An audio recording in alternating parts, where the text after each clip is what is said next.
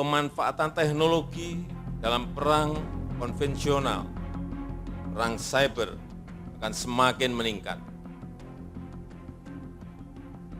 Sebab itu, TNI, Polri harus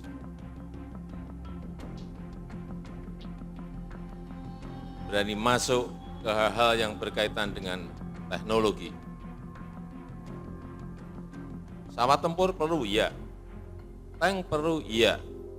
Tapi hati-hati juga dengan drone. Penggunaan drone yang saya kaget karena begitu sangat presisi dan begitu sangat akurat mengejar siapa yang diinginkan. Ini hal-hal yang harus kita ikuti, kita amati. Bagaimana perkembangan teknologi itu bisa merubah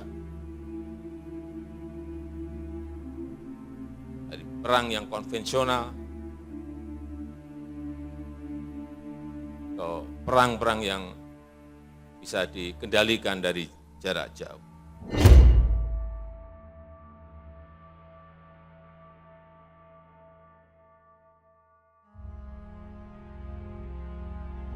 Bapak Presiden juga mengingatkan TNI untuk senantiasa mengikuti perkembangan teknologi militer terkini, khususnya teknologi drone. Seperti yang kita ketahui bersama, selama beberapa dekade terakhir, drone telah bertransformasi menjadi kemampuan tempur yang sangat presisi dan mematikan. Konsekuensinya, sebagai prajurit kita dituntut untuk menjadi pembelajaran aktif dan adaptif, mampu mengamati perkembangan lingkungan strategis dengan kritis, sehingga dapat mengambil keputusan dengan tepat untuk kemajuan organisasi.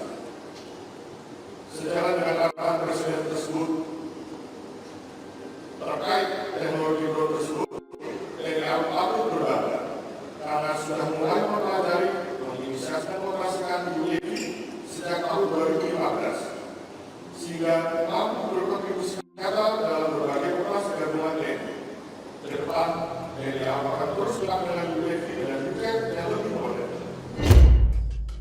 Indonesia kembali membuat heboh usai memutuskan memperkuat pertahanan langit RI melalui pembelian drone canggih buatan Turki. Indonesia membeli drone besutan Turkiye Aerospace Industries bernama Anka tersebut sejumlah 12 unit.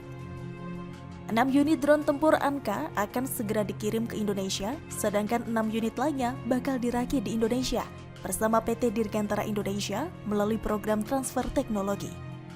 Perakitan drone di dalam negeri ini sejalan dengan komitmen pemerintah yang serius membuat produk-produk unggulan dalam negeri, salah satunya drone.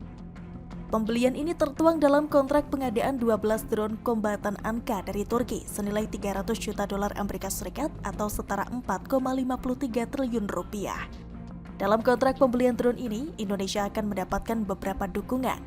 Dukungan tersebut diperoleh dari Integrated Logistics Support, Ground Support and Test Equipment, Flight Simulator, infrastruktur hangar, dan pelatihan serta masa garansi selama 20 bulan atau 600 jam terbang. Lalu, bagaimana soal keunggulan maupun kecanggihan dari drone Anka? Drone Anka memiliki kemampuan untuk melaju dengan kecepatan 8 knot dengan ketahanan terbang selama 33 jam dengan total berat sekitar 1,7 ton. Meski berat mencapai 1,7 ton, drone asal Turki itu bisa memuat 200 kg dan mampu terbang mencapai 30.000 kaki atau 9.144 meter di atas permukaan tanah. Selain itu, drone Anka bisa bergerak dalam segala kondisi, baik siang maupun malam. Soal mengincar target, Anka punya kelebihan membaca lebih dari satu target yang bergerak dalam kondisi menyerang. Akurasi serangan drone Anka juga tinggi dan mematikan. Di Indonesia sendiri sebenarnya sudah ada beberapa BUMN yang memproduksi drone untuk kepentingan militer yang kemampuannya tidak kalah canggih dengan buatan luar negeri. Salah satunya adalah Kamikaze Drone Mini B buatan Pindad yang bisa membidik target sejauh 20 km untuk menghancurkannya dalam waktu sekian detik. Drone ini diketahui mampu terbang 25 km dan kecepatan 250 km per jam menuju target. Selain itu, Indonesia juga memiliki drone canggih lain seperti Lapan Surveillance Unmanned atau LSU buatan Lembaga Lapan, pesawat udara nirawak atau Punagagak, Weaponized Drone Elang Hitam buatan PT Land Persero, dan drone Wulung karya anak bangsa yang dikembangkan bersama PT DI. Sebelumnya, Presiden Jokowi telah meminta agar bisa turun tangan untuk mengidentifikasi sebuah riset strategis yang bisa berguna untuk kepentingan bangsa. Presiden Jokowi juga meminta TNI dan Polri cepat beradaptasi dalam perkembangan teknologi pada sistem keamanan dan pertahanan. Dan salah satu yang tengah pesat adalah penggunaan pesawat kecil nirawak atau drone sebagai senjata yang akurat dan mematikan. Perkembangan teknologi telah mengubah perang konvensional menjadi lebih canggih. Bahkan perang fisik bisa terjadi hanya dengan kemampuan kendali dari jarak jauh. Oleh karena itu, Jokowi meminta kepada jajaran TNI Polri untuk senantiasa memiliki penguasaan dalam teknologi khususnya di bidang kemiliteran.